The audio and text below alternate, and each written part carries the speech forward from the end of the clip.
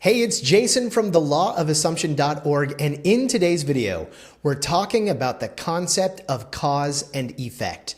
We're going to look at Neville Goddard. We're also going to look at Thomas Troward and show how Thomas Troward does a great job of unpacking this idea for us so we can return to understanding how our manifesting process works and you can get more of the things that you want in your life. So, beginning with one of my world famous stick figure drawings, we're looking at primary cause and secondary cause. This is a matter of understanding how we go about creating the things that are around us in our reality. So essentially, what we're doing is creating from within, those things are projecting out into the screen of space. You've heard this many times before, I'm sure. Let's first look at Neville and how he explains this process. Neville says, disregard appearances, conditions, in fact, all evidence of your senses that deny the fulfillment of your desire. So whatever's going on around you, just disregard it. Instead, he says, rest in the that you are already what you want to be. For in that determined assumption, you and your infinite being are merged in creative unity, and with your infinite being, all things are possible. So how could this work? How do we understand conceptually the way that reality shifts around us based on what we're doing within? Well, we're going to turn to the work of Thomas Troward. He does such a great job of explaining this in detail. I love Neville, of course, but sometimes Neville's explanations are a little bit mystical, kind of leave you wanting a little bit more. So that's the whole goal of my video today, is to help you understand this conceptually, because I know from my own experience, it will help you manifest faster. It will help you understand the process faster. And if you're dealing with limitations in your current 3D reality, which I know many of us are, you can use these concepts to help you get more grounded within yourself and understand how you operate as primary first cause. So let's go to Troward. Troward tells us that any condition, whether positive or negative, is never primary cause. The primary cause of any series can never be negative, for negation is the condition which arises from the absence of active causation. So let's go back to our drawing here.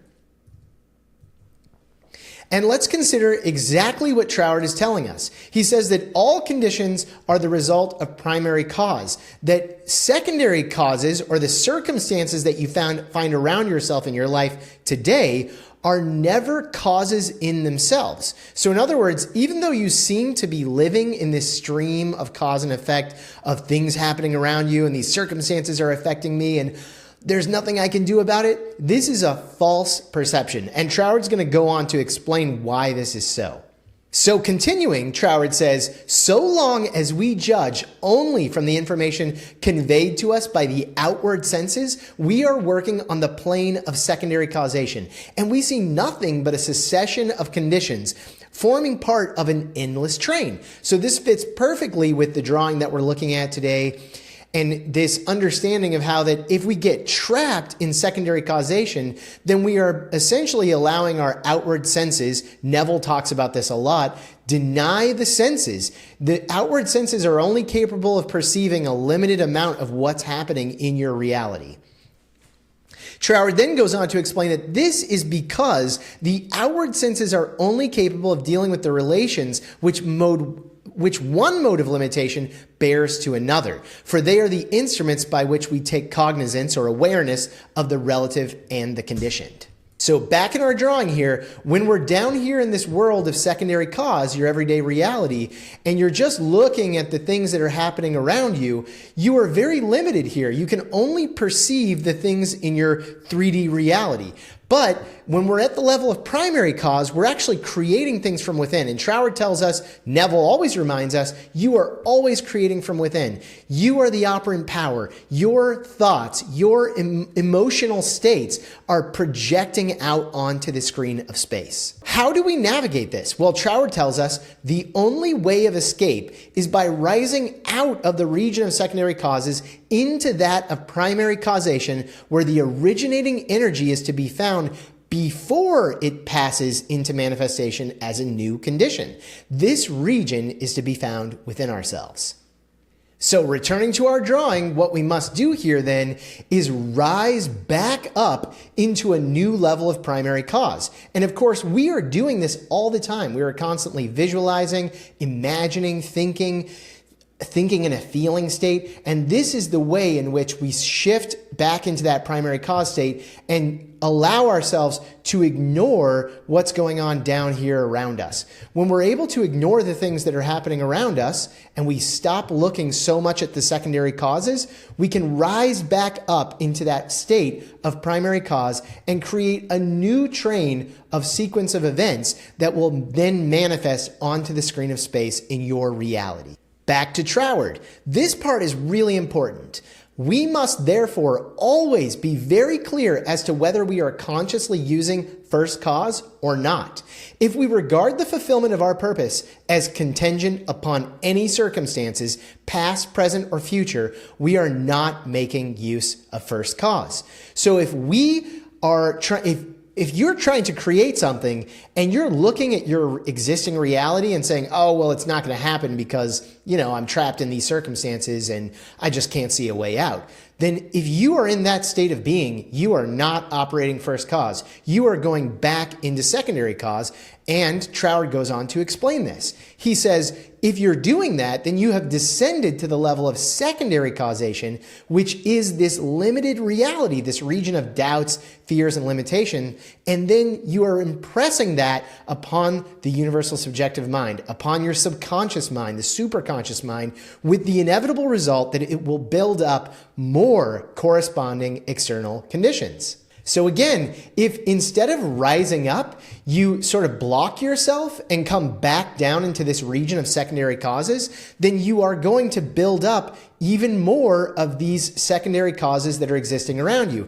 They will persist. So if you don't persist up here in the primary cause state, you will eventually give up to that energy that's happening in the region of secondary causes. Now, by no means do I mean to suggest that this is a simple process. This is what we are learning as we become master image makers. We are learning how to create in this reality. I think it's very empowering to install that as a belief within yourself, to know that you are the creator. But this takes time.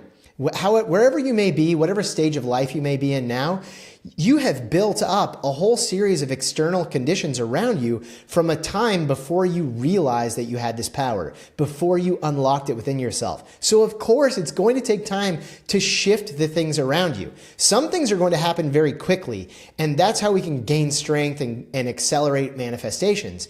But in the beginning, as we go through this process, we have to really communicate deep within our mind, within the psyche. Your psyche needs to become convinced that you have this power and needs to rise above. And Troward provides a useful explanation for that.